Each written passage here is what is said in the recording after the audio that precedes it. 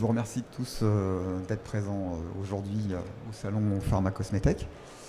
Nous allons vous présenter une conférence organisée avec le pôle pharma et donc Technor. Donc, je suis Fabrice Durand, responsable de l'agence d'Orléans de Technor.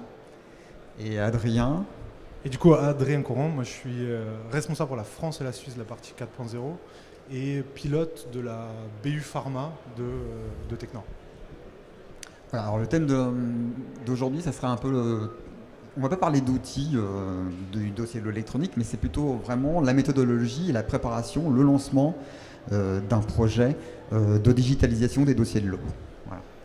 Donc, alors très rapidement, Technor, alors nous sommes adhérents au pôle pharma depuis 2018. Nous sommes un intégrateur global du génie électrique à l'informatique industrielle, en particulier le MES et notamment les dossiers de l'eau électronique en pharma. Donc on a un très fort historique qui vient de l'électricité industrielle, mais on a évolué avec le temps et les technologies. Et maintenant, nous sommes très bien positionnés sur les aspects MES et EBR, enfin dans plusieurs secteurs d'activité. Technor, c'est 370 personnes. Le siège social est en Belgique, à Tournai. Et en France, nous sommes basés à Lille, Lyon, donc Adrien vient de Lyon, et Orléans à proximité. Notre présence à Orléans s'explique aussi par la présence de nos clients, qui sont souvent des industries pharmaceutiques et cosmétiques. Non. Donc, 370 personnes, 85 millions d'euros de chiffre d'affaires. Et nos principaux secteurs nos marchés clés, c'est vraiment la pharmacie, la chimie fine, la cosméto, l'agroalimentaire qui représente aussi une part importante de notre activité. Mais bon, pour ce qui concerne aujourd'hui, on va vous parler de plutôt pharma et de ce qu'on voit arriver aussi dans l'industrie cosmétique. Là, c'est bon. Là, c'est bon. Alors par rapport à nos clients, on a plus de 30 ans d'expérience en fait, plutôt dans le nord de la France et en Belgique en particulier. Donc on travaille aussi avec des grands groupes laboratoires comme GSK, Shire, Takeda, UCB. Sanofi en France, où on a un très beau projet qui a démarré concernant justement les dossiers de l'eau électronique. Les laboratoires Merck, ici à Semois, enfin à côté à Orléans. LFB aussi, et puis en cosméto, on peut vous parler de Christian Dior et de Guerlain également, de Chanel. Voilà un petit peu nos principaux clients. Voilà, j'espère que j'ai présenté Technor de manière assez brève. Je vais laisser la parole à Adrien pour la suite de la conférence. Merci. Alors, du coup, la conférence aujourd'hui, basée sur la méthodologie de préparation d'un projet de digitalisation des dossiers de l'eau, on va le découper en trois, qui sont en fait un triptyque et qui sont extrêmement importants à prendre en compte, évidemment, dans le cadre de ces préparations de projets. Toute la partie enjeu, qui est aussi importante à prendre en compte parce que ça va permettre de conceptualiser aussi la voie dans laquelle on va pouvoir entrer pour ces projets-là. L'impact que ça a d'un point de vue organisationnel, qui est extrêmement important en termes de successful du projet.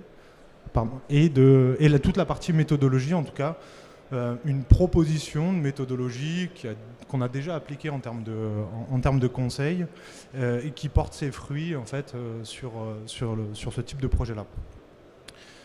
Pour la partie enjeux, donc ça c'est les enjeux génériques, on va dire. Donc évidemment il y a des enjeux qui sont beaucoup plus particuliers à certaines sociétés, à certaines typologies de production.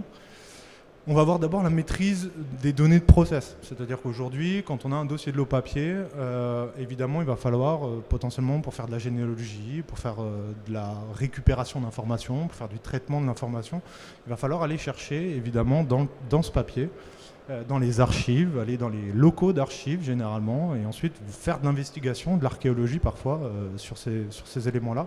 Le fait de passer en dossier de l'eau électronique va permettre évidemment de digitaliser ces données, de gérer de l'archivage, de gérer un ensemble d'éléments, de manière GXP en tout cas pour la partie pharma et non GXP pour une partie de la cosmétique en tout cas. Donc il y a vraiment une maîtrise des données, de process, pour pouvoir ensuite faire des choses avec ces données. Limitation des erreurs humaines, évidemment, sur le fait que quand on va dans des dossiers de l'eau demander des signatures, des dates, quand il y a des ratures, quand c'est pas lisible, enfin, il y a plein d'éléments comme ça qui vont permettre de pouvoir limiter ces erreurs humaines. par rapport aux études qu'on fait en termes de conseils, en gros, on sait qu'il y a à peu près entre 50 et 70% des déviations qui sont générées dans les dossiers de l'eau qui sont liées à ce type d'erreurs-là. C'est-à-dire des erreurs qui sont quasi 100% évitables quand on passe dans un dossier de l'eau électronique. Amélioration de la traçabilité, donc ça rejoint la partie matrice des données, c'est-à-dire qu'on va instituer des workflows de déviation, des workflows de récupération de données. On va maîtriser, contrôler l'ensemble de ces données-là. Toute une partie qui rejoint un peu l'amélioration continue, en tout cas la partie Lean, c'est la mise en place de Pokayoke. Pokayoke, c'est des trompeurs, en tout cas dans le Lean.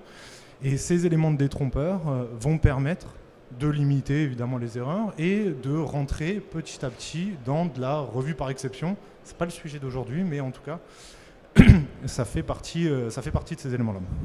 Facilitation des revues de dossiers. J'ai vu beaucoup d'acculibération avec des centaines et des centaines et des centaines de papiers, de pages de papier à revoir, ne serait-ce que pour libérer une petite fabrication. Et du coup, le fait qu'on arrive à digitaliser, maîtriser les processus, maîtriser les contrôles des données, on va pouvoir de plus en plus faire confiance à ces outils de digitalisation pour rendre plus efficace, plus efficient, plus rapide la revue des dossiers, ce qui va permettre à ces agents qualité de pouvoir se concentrer sur des choses qu'on peut considérer entre guillemets à valeur ajoutée, en tout cas à plus valeur ajoutée, qui est le support à la production, le support aux déviations en temps réel, contrôle en temps réel des déviations. Et ça apporte beaucoup en termes d'amélioration de l'organisation et en termes de support à la fabrication. Optimisation de stratégie d'amélioration continue, on va avoir le fait de maîtriser les données, le fait d'enregistrer les données va pouvoir évidemment avoir des revues par semaine, par mois, sur un ensemble de données, déviation de données, mieux contrôler la partie procédé, et du coup engranger de l'information et engranger des cibles d'amélioration continue, et voilà, donc ça veut dire des IOBIA, la gestion des stand-up meetings automatiques, enfin voilà, c'est pas le dossier de l'eau, mais c'est le fait de mettre en place ce dossier de l'eau qui va permettre ensuite de pouvoir engager ces stratégies-là, confirmer ces stratégies-là et les rendre beaucoup plus efficientes d'un point de vue opérationnel. L'homogénéisation des processus, on va le voir tout à l'heure dans la méthodologie de projet. Quand on met en place un projet de dossier de l'eau électronique, la première question qu'on va se poser, c'est pas « j'ai ça, je veux ça ». Parce qu'effectivement, ça va poser plein de soucis. Donc il y a vraiment un travail, une réflexion, un cadrage amont sur qu'est-ce qu'on veut en faire, comment on veut en faire, c'est quoi l'objectif de ce projet-là, quels sont les KPI qu'on va y associer. Donc on le verra dans les slides d'après. Mais on est capable de pouvoir, que ça soit dans une usine, que ça soit du multi-usine, pouvoir industrialiser, homogénéiser et avoir l'ensemble des bonnes pratiques qui soient diffusées de manière beaucoup plus facile et beaucoup plus pérenne que d'avoir des usines qui forcément se parlent pas forcément d'un point de vue pratique qualité ou pratique de processus. Et du coup, on va pouvoir améliorer ça. Respect de la réglementation, évidemment, les dossiers de l'électronique sont des outils qui sont soumis à des contraintes, en tout cas pour une grosse partie de la pharma et une partie de la cosmétique, ce qui fait qu'on va pouvoir beaucoup plus facilement maîtriser les contraintes qu'on y introduit, et le fait qu'on va se caler à ces contraintes, elles sont beaucoup plus facilement explicables à des auditeurs, par exemple, qui soient internes ou des auditeurs externes. Et du coup, aujourd'hui, les auditeurs sont beaucoup plus au fait de ces pratiques-là de dossier de l'eau électronique, comparé à il y a quelques 5-10 ans où c'était peu où les compétences étaient relativement faibles, et du coup on considérait encore que le papier avait une valeur beaucoup plus importante qu'un dossier de l'eau électronique. Et voilà, globalement sur la partie enjeux, on est sur ces enjeux génériques, donc il peut y en avoir d'autres, il peut y avoir des choses qui sont extrêmement spécifiques par rapport à des entreprises particulières ou des cas particuliers, mais globalement on a ces 8 enjeux-là dans le cadre de la mise en place d'un dossier de l'eau électronique. La partie impact, c'est quoi l'impact d'un projet ? Ce qui est assez intéressant, c'est que j'ai beaucoup de clients en termes de quand on démarre du conseil, quand on démarre des discussions avec ces clients-là, qui pensent que le projet d'un dossier de l'eau électronique, c'est un projet IT. C'est-à-dire, on va venir mettre en place un système, peut-être, et ensuite, ce système-là va pouvoir s'adapter aux différentes situations de l'entreprise et à comment on va pouvoir gérer ces types de dossiers. C'est relativement faux. Je ne dis pas qu'il n'y a pas d'IT dans ces projets-là, évidemment, mais en fait, c'est absolument pas un projet IT. C'est un projet de transformation, et c'est beaucoup plus un projet de transformation qualité, au sens organisationnel, en sens mindset, plutôt qu'un projet IT pur. Au niveau de la qualité, ça a un vrai impact sur l'ensemble de la chaîne de qualité, que ça soit sur la partie stratégie globale, qualité, comment on va gérer nos données, quel type de données, quel contrôle on va vouloir mettre sur les données, qui doit maîtriser ces données-là, la gestion des master data, comment on va le faire, qui est maître de ces master data-là, qui peut les modifier, peut pas les modifier. Il y a énormément d'informations qui vont être évidemment traitées par ces agents qualité. Autant sur la partie QA, QOP, AQ validation, évidemment, il y a des impacts. Un peu plus sur la partie AQ validation, puisque du coup, le fait de mettre en place un dossier électronique va évidemment, on l'a vu juste avant en termes d'enjeux, améliorer la revue et rendre beaucoup plus temps réel les contrôles de déviation, par exemple. C'est un point pour l'AQ libération et en tout cas pour la QOP, la QA qui sont extrêmement importants. Et donc, il y a un vrai changement de mindset. Ne plus croire que on a besoin de contrôler un papier pour savoir que la valeur est dans le bon range et ensuite de se dire ok, il n'y a pas d'alerte, donc ça suppose que le contrôle est bien fait de manière automatique, par exemple. Ça, c'est extrêmement difficile d'un point de vue mindset à changer un ensemble d'organisations qualité sur ces sujets-là, et c'est pour ça qu'il y a besoin évidemment de beaucoup d'explications, d'intégrer toute la partie qualité à ces projets-là pour pouvoir bien mener la partie change. Donc évidemment, un changement de culture et un gain de temps qui va permettre aux agents qualité de pouvoir mieux se concentrer sur du temps réel, support à la production, modification, amélioration des processus qualité, à la place d'être noyé dans le a posteriori, parce qu'il faut traiter les choses, on se retrouve plutôt dans l'anticipation de l'amélioration du processus. Et ça, c'est beaucoup plus intéressant pour les entreprises, par exemple. Un impact sur la partie amélioration continue, on va se retrouver avec des données, très basiquement. Enfin là, c'est vraiment très simple, très basique, on se retrouve avec des données. On n'est plus obligé d'aller chercher dans l'ensemble des papiers quelle stratégie on va mettre en place, comment on veut le faire. On va se retrouver avec des données, on va être capable de gérer des tendances, on va être capable de gérer des déviations de processus, des déviations process, des cibles d'erreurs, ensuite on va pouvoir gérer des Ishikawa. Enfin, en termes de ligne, on va pouvoir appliquer énormément d'outils beaucoup plus facilement parce que les données sont disponibles et elles sont contextualisées. Ce qui est extrêmement important quand on veut faire du reporting là-dessus. Une partie production, évidemment, il y a un vrai impact sur la production en termes non pas de culture, mais de changement de mindset aussi en termes de production. C'est-à-dire que on va avoir des processus qui vont guider, contrôler à la place de l'opérateur, améliorer sa vie ou son organisation en termes de production, puisque une partie des doubles vérifications, en tout cas, peuvent être supprimées de par des contrôles automatiques. Donc il y a un vrai impact sur la partie production et notamment à repenser la formation continue des opérateurs soit sur les systèmes, soit sur la méthodologie qui a été employée. Et du coup de les impliquer le plus tôt possible, puisque encore une fois, cet outil-là, c'est un outil qui sera utilisé par les opérateurs. C'est-à-dire que si le change, c'est pour ça que c'est en rouge en dessous, c'est pour ça que si le change évidemment est mal fait, ou en tout cas il a été ignoré ou minimisé en termes d'activité, ça peut fail un projet. Globalement. On le dit beaucoup dans les projets IT globaux, c'est-à-dire que le change est extrêmement important pour le succès du projet, mais ça arrive que des projets de digitalisation de dossiers low fail pour une problématique de changement. Parce que 6 mois après les projets, on va se retrouver encore à générer du papier, à continuer, à chaque fois qu'on a une remarque d'audit, à rajouter des surcontrôles, et en fait, ça n'améliore pas le processus de manière globale. Et une partie R&D industrialisation, et ça c'est un point extrêmement important parce que le fait qu'on travaille, on va le voir dans la méthodologie déploiement, le fait qu'on travaille sur les processus, le dossier de l'eau en lui-même, on va apporter soit une standardisation, soit une vision plus homogène de l'ensemble des processus qui va permettre d'accélérer l'industrialisation. Avant de On va pouvoir donner ces informations-là, donner accès aux outils globalement, qu'ils soient digitaux ou pas, donner accès aux outils au niveau de l'industrialisation et de la R&D pour justement pouvoir soit tester des choses, soit être beaucoup plus rapide dans la mise en place de ce que va être le dossier de l'eau demain. Enfin, de demain pour ce produit qui n'est pas encore un produit en production au sens propre.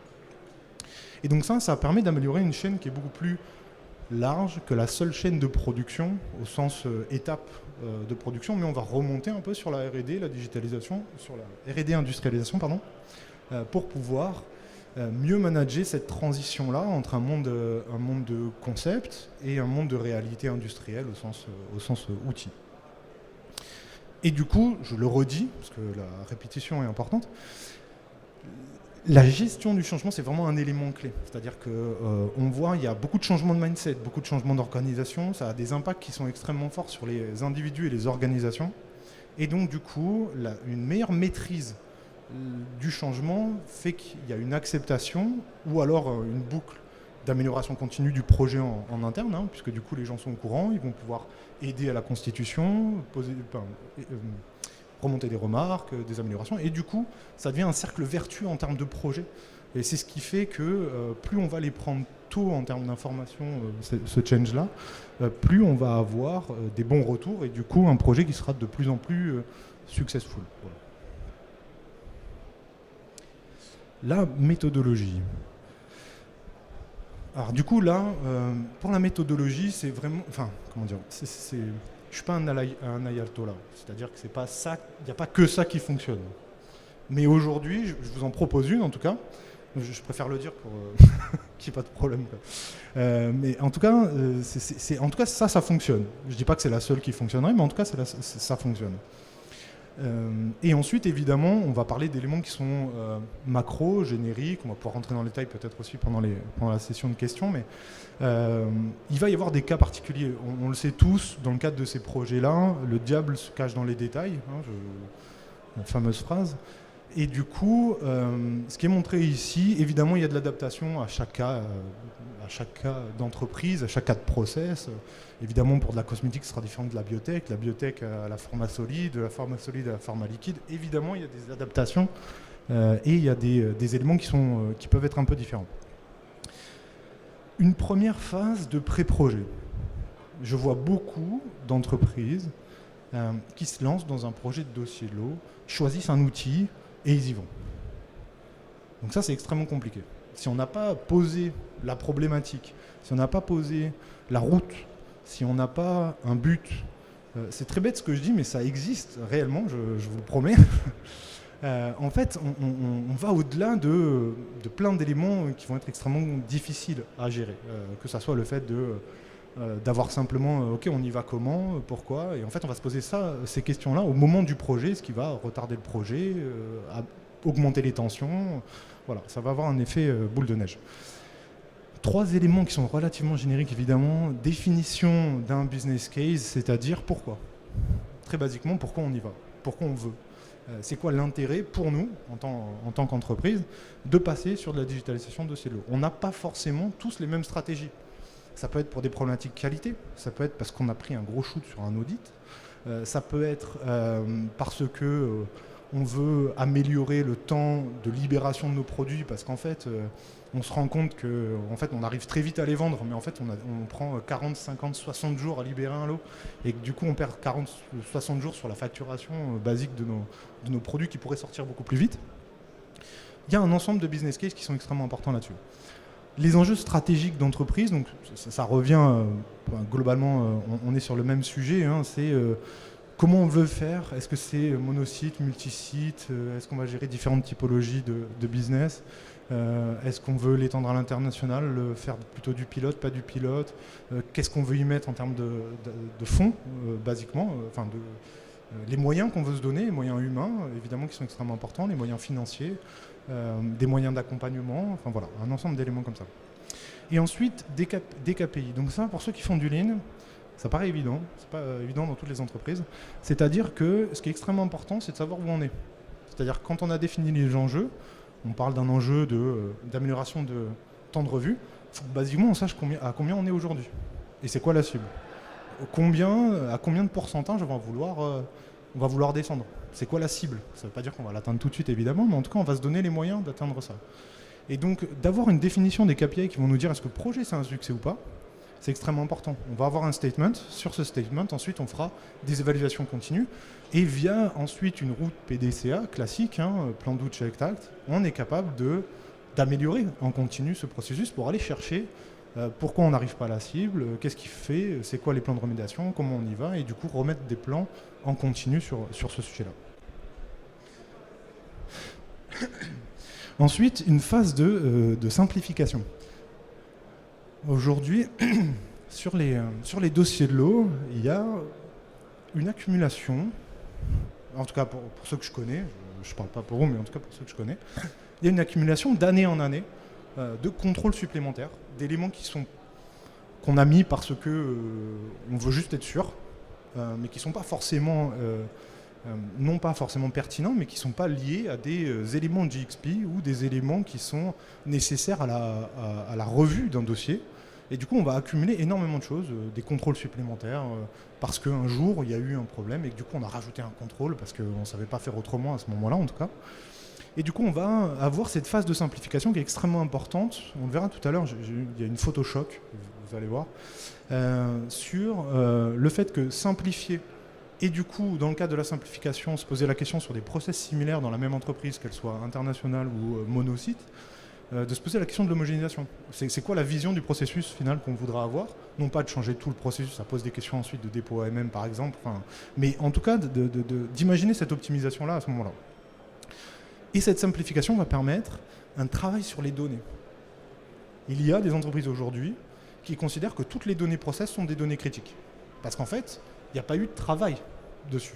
On ne s'est pas dit telle et telle et telle et telle donnée particulièrement sont des critiques process. On a dit c'est plus simple, on va tout mettre. Ça va être plus chiant à gérer, mais on va tout mettre.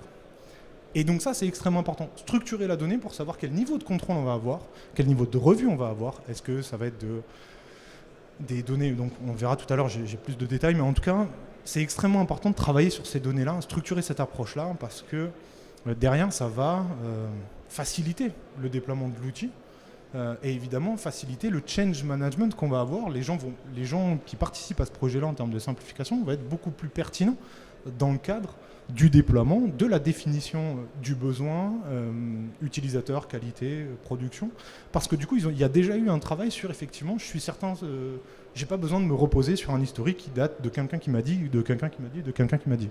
Parce que du coup, on a refait le travail. Donc c'est une phase extrêmement importante. Alors ensuite, la stratégie de déploiement, donc bon, là, on le verra tout à l'heure en termes de slides, c'est beaucoup plus détaillé, mais voilà, là, on va avoir ensuite une phase de déploiement du dossier. Il y a plein de manières de déployer. Donc je vais prendre des éléments génériques, en tout cas dans le détail.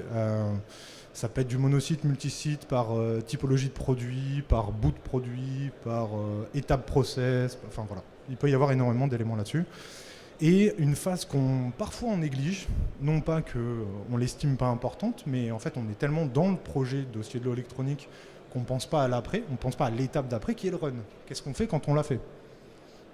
Qu'est-ce qu'on peut mettre en place? Qu'est-ce qui est important à partir du moment où on a posé la pierre, qu'on a poussé le bouton? Qu'est-ce qui va se passer en termes de modification, de contrôle de processus, d'optimisation d'organisation, ou même basiquement très techniquement, comment on va faire? Voilà. Donc c'est les 4 grandes étapes, en tout cas, que je vous propose d'analyser aujourd'hui ensemble sur cette méthodologie de déploiement.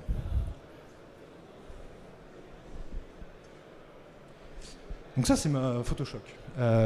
Globalement, ce que ça veut dire, c'est qu'on ne fait pas un bon dossier de l'eau électronique quand le dossier papier, il est bourré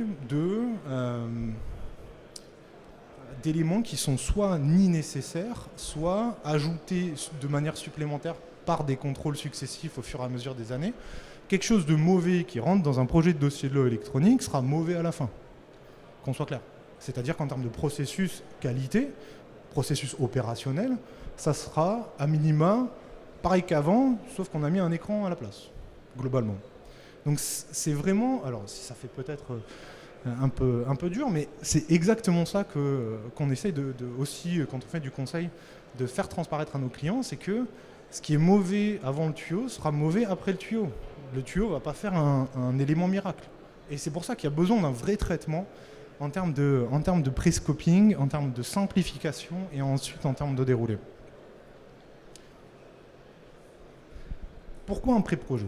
Je l'ai peut-être un peu évoqué juste avant, mais ce qui est important, c'est qu'aujourd'hui, il y a une culture du dossier de l'eau électronique, qui soit en pharma, en cosmétique ou même dans d'autres industries, qui est plus fort qu'avant, mais relativement faible. C'est-à-dire qu'on en a entendu parler, on a lu un jour un article dessus, mais en fait, globalement, on ne sait pas exactement ce que c'est.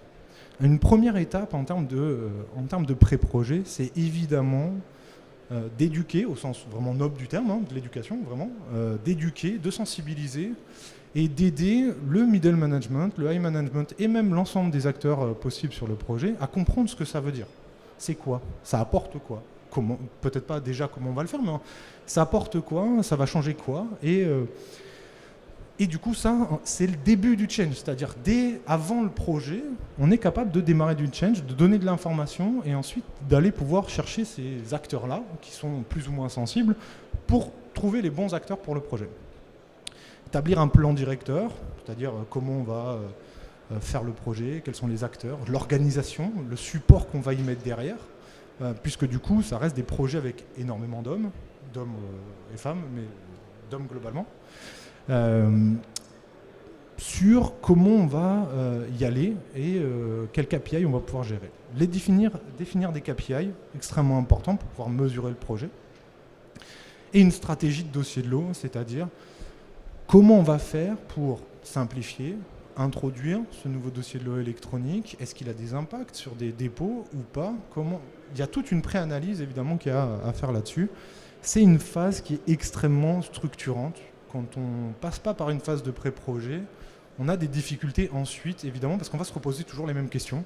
On n'a pas pris forcément de décision. Il y a toujours des gens qui arrivent en bout de chaîne et qui reposent la question du début.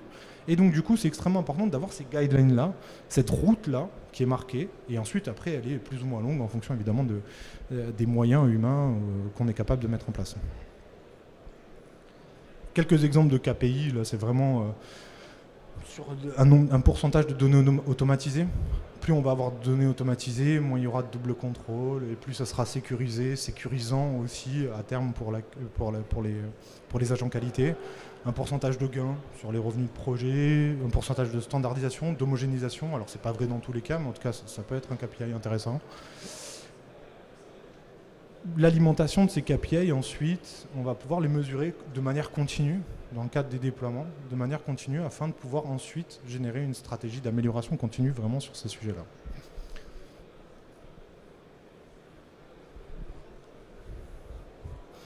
La phase de préparation. Donc elle se découpe, ça peut être des éléments parallèles ou pas, encore une fois, ça peut dépendre du contexte. Classification des données des dossiers. Donc c'est ce que je disais tout à l'heure, c'est-à-dire qu'aujourd'hui, parfois on ne sait pas quelles sont les données critiques. C'est-à-dire qu'on a mis toutes les données comme critiques et du coup on ne sait plus exactement quelles sont les données critiques, quelles sont les données de contexte, quelles sont les données de performance au sens production. Et du coup, on est incapable de pouvoir mettre en place des contrôles adaptés à ces données-là. Comment on va gérer la donnée brute, est-ce que c'est la donnée brute, c'est du papier, c'est pas du papier, comment on va la gérer. Et du coup, le fait de catégoriser ces éléments-là vont pouvoir évidemment d'y apporter une solution adaptée en termes de contrôle, en termes d'automatisation, c'est-à-dire que des données critiques qui ne sont pas automatisées, évidemment, ça implique une organisation opérationnelle un peu différente, puisque double contrôle ou le fait de maintenir des éléments papier pour pouvoir garder ces données brutes, enfin voilà, un ensemble d'éléments comme ça. Donc, origine, source des données et toute une partie données manuelles ou automatiques qui va permettre évidemment de pouvoir améliorer l'organisation opérationnelle, de ne plus avoir 2 personnes dans la salle parce qu'il y a 3 doubles contrôles, mais en tout cas de pouvoir alléger l'organisation en termes de production et de laisser les opérationnels se concentrer sur leur vraie valeur ajoutée qui est de produire, basiquement, enfin, pour les producteurs, et toute une partie qualité, amélioration de la qualité pour les agents de qualité. Simplification des dossiers. On l'a un peu évoqué. Il y a un vrai traitement sur, au-delà de savoir, donc on a catégorisé les données, et on va simplifier les dossiers. Qu'est-ce qui est nécessaire dans un dossier de l'eau? C'est une vraie question. C'est presque philosophique, mais en tout cas, c'est une vraie question. Est-ce qu'on a besoin que des données critiques process? Est-ce qu'on a besoin d'un peu plus? Est-ce qu'on veut aussi donner un peu de guidance aux opérateurs? Donc la simplification des dossiers, elle est intéressante. Suppression des données, évidemment des données superflues qu'on a ajoutées au fur et à mesure parce qu'on n'avait pas forcément les moyens de pouvoir contrôler ces données-là, parce qu'on n'avait pas les moyens humains ou d'automatisation qu'il peut avoir aujourd'hui, parce qu'on a rajouté des contrôles au fur et à mesure des années. Se reposer la question sur l'intérêt, la pertinence de rajouter, de surcontrôler et de continuer à rajouter ces contrôles-là. L'optimisation du dossier versus les instructions de travail. Donc ça, c'est un point qui est extrêmement important. Les instructions de travail des opérateurs contiennent déjà énormément d'informations en termes de comment ils doivent faire, de guidance opérateur, d'éléments particuliers à une étape de process. Il y a déjà énormément d'éléments là-dessus. La question, c'est est-ce que le dossier de l'eau doit reprendre des données ou faire un lien avec cette instruction-là et plutôt demander à l'opérateur d'appliquer basiquement l'instruction et de ne pas répéter dans le dossier de l'eau des éléments de l'instruction. Donc ça, c'est un vrai élément. Chez certains clients, on a des instructions de production qui sont en partie dans les dossiers de l'eau, en partie dans les instructions. Il y a des doublons qui existent et qui ne sont pas forcément utiles, d'où cette partie vraiment d'optimisation. Et il y a un vrai travail global de rédaction de guidelines qualité, normalement qui existe. Mais en tout cas, le fait de passer en dossier de l'eau électronique, ça va apporter évidemment qu'est-ce qu'on fait dans tel et tel cas. Il va y avoir des cas qui vont apparaître. Et du coup, c'est bien d'avoir une instance globale de décision, de prise de décision sur ces sujets-là, qui ensuite seront évidemment appliqués dans le cadre du projet. Mais on a besoin d'avoir une espèce d'instance qualité justement pour pouvoir trancher des débats de simplification de dossiers. On parle de dossiers de l'eau électronique, donc vraiment extrêmement important. Et donc du coup, de pouvoir trancher sur les différents éléments, gestion des alertes, comment on va gérer les alertes en temps réel, pas en temps réel, c'est quoi le workflow, enfin, tous ces éléments-là qui vont être communs soit à une usine entière, soit à du multi-site, soit à multi-pays, multi-activités. La standardisation, on parle d'homogénéisation des processus.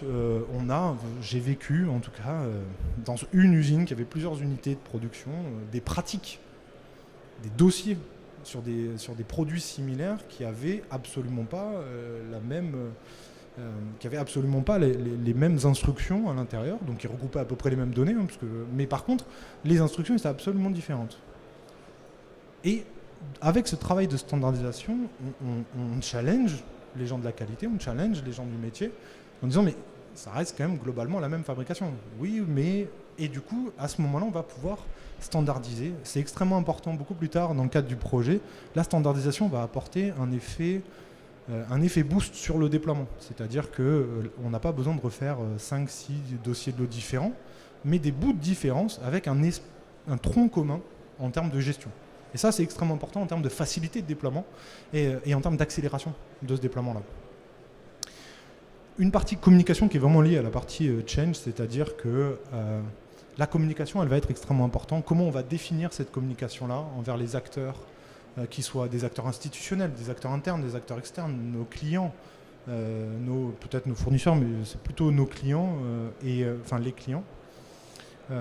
Sur la mise en place de cette solution-là, démarrer le change autant pour les clients que pour de l'interne, que ce soit les opérationnels, l'AQ, les différents, les middle management, le high management, ce qui va permettre de générer évidemment cet engouement parfois pour les projets, ce qui va permettre d'accélérer évidemment des ressources, parfois des ressources supplémentaires, parfois un sponsorship beaucoup plus affiché, et du coup une facilité ensuite en termes de déploiement évidemment.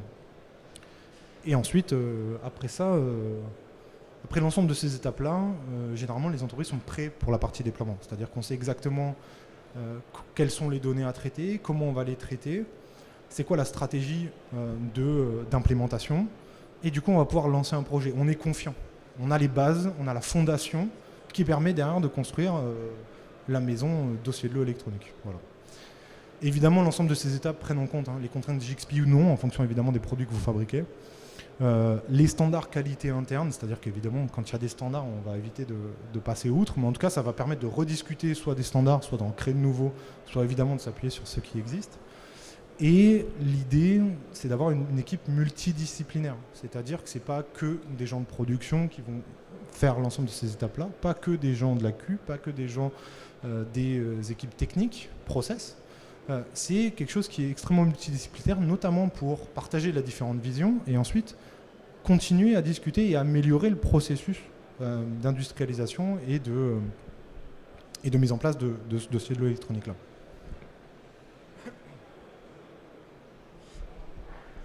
La phase de déploiement, donc encore une fois, là c'est quelque chose qui est extrêmement générique. On va avoir une grosse phase de master data. On parle de master data équipement, on parle de master data des données statiques, articles, des configurations, des MBR, enfin toute la partie Electronic Batch Record, les données de workflow qu'on va vouloir construire, peut-être des briques techniques qui ont déjà été construites d'un point de vue core modèle, on va dire, et qu'on va vouloir utiliser. Donc il y a un vrai traitement sur les master data. Comment on traite ces master data-là? Des contrôles d'équipement, ça se base sur une entité équipement, quel contrôle on va vouloir faire, quelles propriétés on va vouloir y associer. Il y a un vrai travail de fond sur qu'est-ce qu'on veut gérer. Et ce travail de fond-là, il est évidemment facilité par l'étape précédente qui est la structuration des données du dossier. C'est-à-dire qu'à partir du moment où on a structuré les données du dossier, quand on arrive à cette étape de gestion de master data d'un point de vue déploiement, on a déjà la liste. Et après, c'est de la structuration plus ou moins technique dans les outils, mais en tout cas, on a déjà la liste de ce qu'on doit contrôler, comment on doit les contrôler, et ça facilite grandement le déploiement, évidemment. Toute une partie de configuration, évidemment, des DLE. Aujourd'hui, par rapport à l'expérience qu'on a sur ces sujets-là, ce qui est important, c'est que la production, les producteurs et les agents de qualité soient extrêmement impliqués dans ces phases-là. On parle d'agilité, même en pharma, mais on parle d'agilité, on va avoir des phases de co-construction, et ça c'est extrêmement important, de co-construction entre les acteurs, producteurs, qualité, et les gens qui vont configurer l'ensemble de ces dossiers de l'eau électronique. C'est, entre guillemets, il y a quelques années, on voyait débarquer quelqu'un qui venait avec son petit PC et qui, comment vous faites? On va faire ça. Et on fait ça. Et en fait, c'était pas vraiment de la co-construction. Aujourd'hui, ce qui marche le mieux, c'est vraiment une intégration d'équipes entre deux producteurs, des agents de qualité et des personnes qui sont capables de configurer ces dossiers de l'eau. Les gens qui sont capables de configurer des dossiers de l'eau, ça peut être autant des producteurs qu'on a formés, des agents de maîtrise qu'on a formés, des internes qu'on aurait formés, des externes, évidemment ça existe. Mais en tout cas, l'idée c'est vraiment d'avoir cette co-construction-là, ce qui concourt aussi au change management des équipes. On sait qu'on a participé à cette construction-là, on est capable d'en discuter avec nos copains producteurs, avec nos copains AQ, de la stratégie qui est en train de mettre en place, de comment on la met en place. Et il y a un espèce de sponsorship interne qui va être extrêmement important ensuite au moment du déploiement.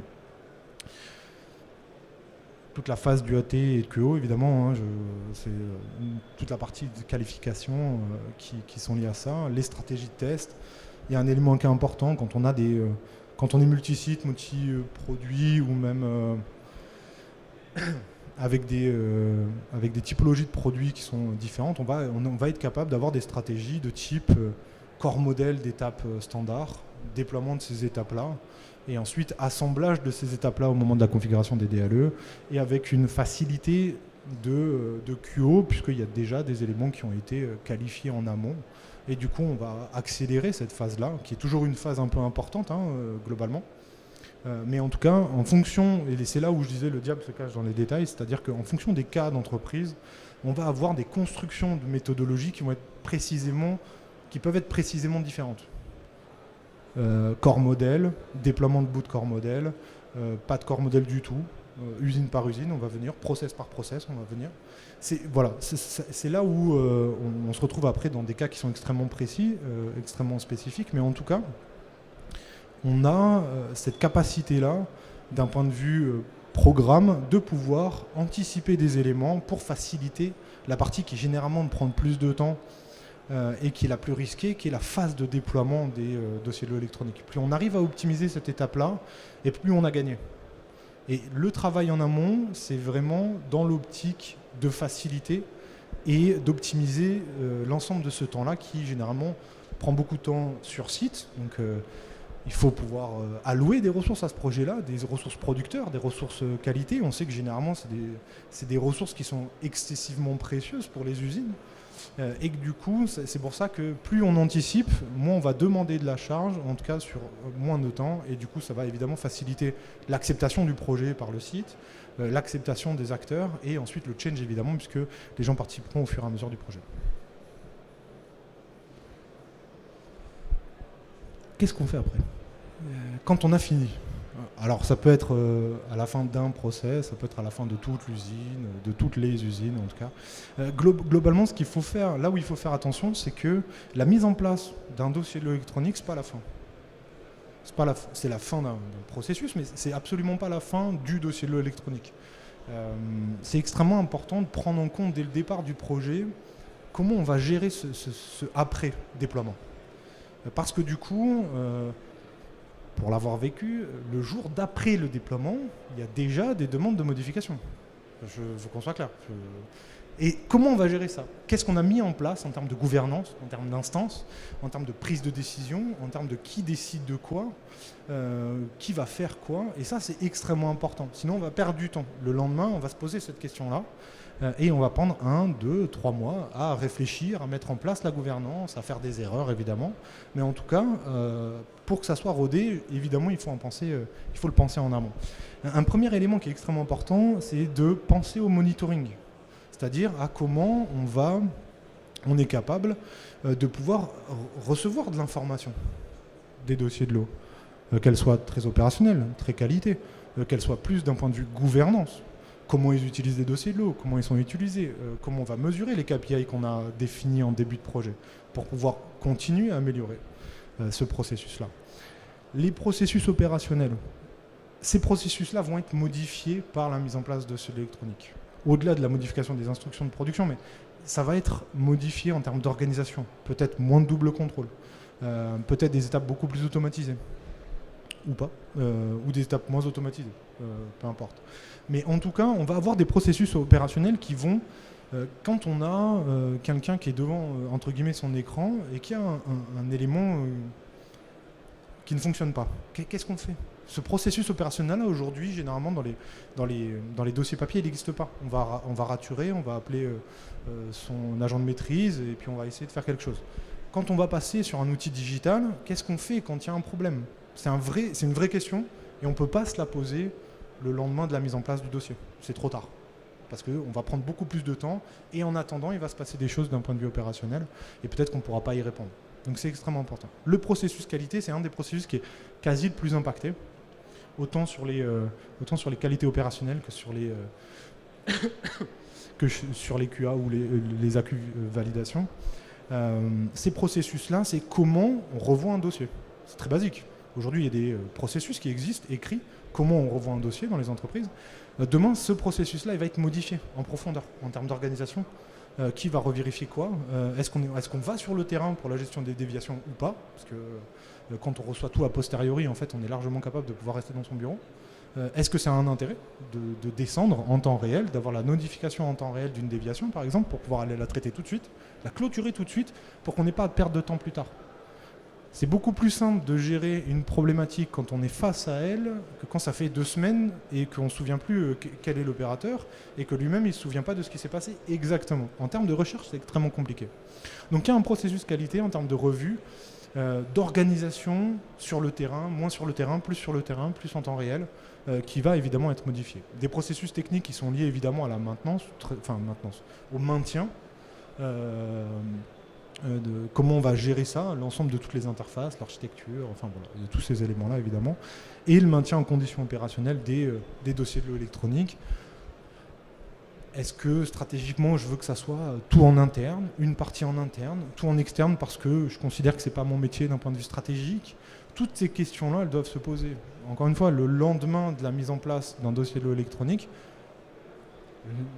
comme ça fait 6 mois qu'on est sur le projet, il y a des demandes de modification qu'on n'a pas pu prendre en compte par exemple dans le projet, mais en tout cas, il y aura des demandes de modification. Et ça, c'est extrêmement important de penser avant comment on va gérer la suite.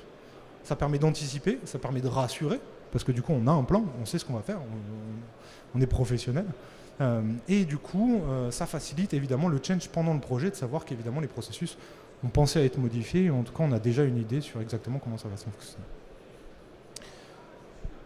Et je pense que c'est tout. En tout cas, par rapport à la présentation, par rapport globalement au sujet. J'ai pas le. Ah, si. Je crois qu'on a largement débordé. Donc, si vous avez des questions. Je parle beaucoup, j'avoue. Si vous avez des questions, n'hésitez pas.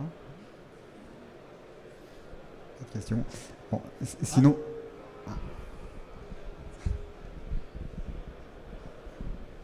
Bonjour.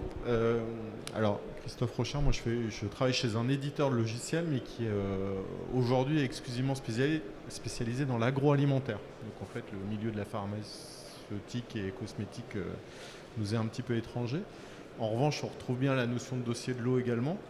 Je voulais savoir s'il y avait des particularités en fait spécifiques à ce milieu. Enfin voilà, parce que nous, ce qu'on appelle le dossier de lot dans l'agro, c'est aussi bien des données qui concernent la matière que le process. Voilà, et tout ce qui a pu impacter en fait les fabrications. Voilà. Est-ce qu'il y a des choses vraiment particulières, réglementaires Alors, dans le cadre de la pharma et de certains produits cosmétiques, il y a des contraintes purement réglementaires. On doit maîtriser les données, on doit s'assurer qu'elles soient contrôlées, puisque c'est des données qui sont déposées dans le cadre d'une autorisation de mise sur le marché de médicaments. Donc en fait, il y a des vraies particularités en termes de structure, il y a des particularités qui n'existent pas dans l'agro, qui sont la gestion des données brutes, l'origine de la donnée, on doit s'assurer qu'elle reste dans le temps.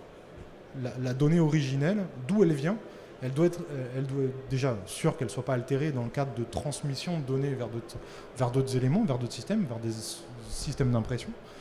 Mais il y a toute une partie de gestion de données brutes qui est extrêmement particulière. Des signatures électroniques particulières à la pharma, particulières à la pharma et d'autres pour la partie medical device. On va avoir évidemment c'est plus de la partie réglementaire et de s'assurer qu'on soit capable de contrôler dans les bonnes conditions des notions de qualification, que ce soit des qualifications techniques de solutions ou des qualifications fonctionnelles de processus, qui permettent de montrer que ce qu'on produit c'est robuste, que les contrôles sont faits, qu'ils soient aujourd'hui sur le papier manuellement par quelqu'un qui est dépositaire de cette responsabilité-là, ou demain par un système sur lequel on a tellement fait de tests, tellement de cas aux limites, qu'on est capable de dire celui-là il est capable de le faire pour moi. Donc c'est vraiment plus des notions extrêmement réglementaires plutôt qu'une vraie différence au sens concept. C'est-à-dire qu'en agro, que ce soit pour des produits cosmétiques qui ne sont pas réglementés, il y en a, ou dans du luxe, du parfum, de l'arôme alimentaire, tous ces éléments-là, globalement, ce qui va être différenciant, c'est le détail. Le détail réglementaire, c'est ce qui fait que les projets en entreprise, que ce soit pharma, biotech, medical device, une partie de la cosmétique, sont beaucoup plus chronophages. Enfin, je suis désolé de le dire comme ça, mais sont beaucoup plus chronophages que des projets en agro ou dans le luxe qui peuvent utiliser les mêmes systèmes, mais qui en fait vont appliquer à ce système-là des contraintes qui parfois sont absolument pas, dont les systèmes sont parfois pas adaptés à ça, puisque du coup c'est vraiment des éléments extrêmement particuliers, ou alors on va y mettre tellement d'efforts, tellement de moyens pour rendre ce système-là capable de pouvoir gérer cette contrainte-là, qu'en fait on a croqué le ROI du projet, quoi, basiquement. Je ne sais pas si ça répond à votre question du coup. D'accord. Merci. Alors, je sais pas, d'autres questions? Sinon, ça veut dire que c'est clair, c'est ça? C'est gentil. Bon, de toute façon, on sera présent en partie de la matinée. Question, Excusez-moi. Bonjour, Mélissa Armanini, je travaille chez Guerlain, je suis responsable d'un laboratoire. Et ma question, c'est surtout en termes d'outils. Est-ce qu'on part tout de suite sur des solutions vraiment industrielles ou est-ce qu'il y a des solutions un peu à mi-chemin, dans le sens où est-ce que vraiment on développe un outil de dossier de l'eau ou est-ce qu'il y a des solutions un peu intermédiaires, quoi? Ça dépend c'est une question que l'ensemble de mes clients me posent. Et qu'est-ce qu'on fait? C'est quoi l'outil? En fait, ce qui est extrêmement important, c'est de bien mesurer justement la contrainte qu'il y a. Alors, encore une fois, Garlin, il y a une. Ça dépend de quelle partie de Garlin, mais du coup, il peut y avoir une partie qui est réglementée au sens format du terme. Toute la partie parfum, pas du tout. Mais en tout cas, toute une autre partie cosmétique, oui. En fait, la problématique, c'est que, en cosmétique particulièrement, la problématique, c'est qu'effectivement, on va avoir dans une usine des produits qui sont fabriqués au même endroit, qui vont être obligés de gérer des contraintes pharmaceutiques et d'autres pas. Et vous n'avez pas le choix, vous allez être obligé de gérer une partie des contraintes pharmaceutiques pour la totalité des produits.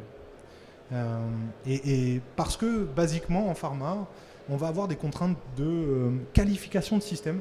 Si ce système-là, il est utilisé pour des produits pharma et pour des produits non pharma, enfin je le dis trivialement comme ça, mais en fait, de toute façon, ce système, il sera qualifié. Peut-être que les tests de processus, les tests fonctionnels, la qualification fonctionnelle va être différente. On va avoir des tests beaucoup plus poussés sur des produits pharma et beaucoup moins poussés au sens documentaire, surtout, généralement, côté non pharma. Après, les outils en eux-mêmes, en fait, il y a des outils sur le marché qui sont intrinsèquement faits pour des entreprises pharma. Donc ça veut dire qu'ils intègrent tout ce qui est nécessaire en termes de... Enfin, là, je parlais un peu plus technique du coup que fonctionnel, mais qui vont intégrer des release notes, des qualifications par l'éditeur, des éléments extrêmement poussés en termes de fiches de test disponibles, des contraintes pharmaceutiques de type signature électronique, de type contrôle de données,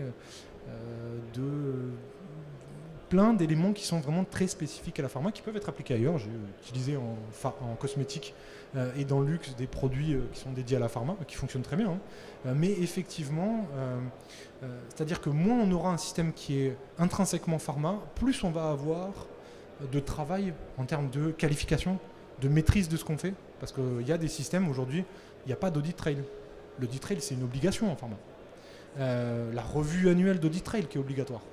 Si on n'a pas d'audit trail de base, c'est extrêmement compliqué. Donc ça veut dire qu'il va falloir qu'on le construise dans un outil qui n'est pas forcément fait pour ça au départ. Donc en fait, la réponse, elle est simple, ça dépend des moyens que vous avez. C'est-à-dire que si vous voulez potentiellement construire, parce que vous avez un partenaire privilégié, parce que vous avez des capacités de développement en interne, parce que pour X raisons, vous voulez utiliser un système qui n'est pas intrinsèquement pharma, vous pouvez. Ça va juste être beaucoup plus cher, puisque du coup, il y a un vrai travail qui n'est pas intégré au système, qui va devoir être nécessaire. Je ne sais pas si j'ai répondu du coup à votre question. Après, je ne parlerai pas d'outils ici, parce que c'est pas l'objectif du truc, mais voilà, en tout cas, c'est pour répondre. Voilà. D'autres questions? Parce que je vais bien regarder cette fois-ci. Parce que je crois qu'il nous reste 5 minutes, alors que, enfin, non, on aurait déjà dû partir. Écoutez, nous on va être assez présents sur le stand du pôle pharma ce matin. Si vous voulez venir nous rencontrer, il n'y a aucun souci. Voilà. Et on pourra discuter peut-être plus spécifiquement de vos problématiques. Ok ? Merci encore. Merci beaucoup. Bonne journée.